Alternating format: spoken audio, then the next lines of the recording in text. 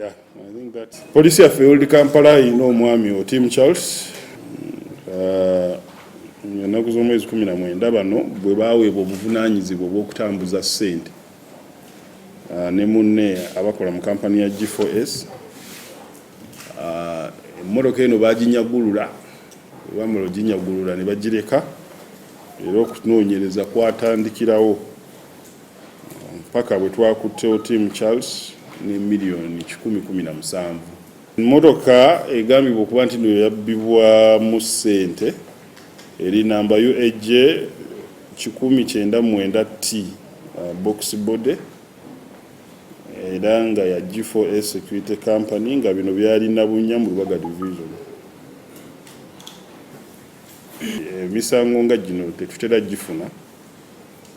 era tukubiriza ba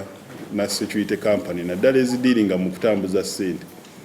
okubeera abeegendereza nga bapangisa abantu oba okuwa emirimu abantu bano bebakolagana nabo okubafunako ebibakwatako mu mbeera ey'okugezaako okutangira oba wekiba kibaddewo poliisi esobola okubiyingiramu nebakwata mangu.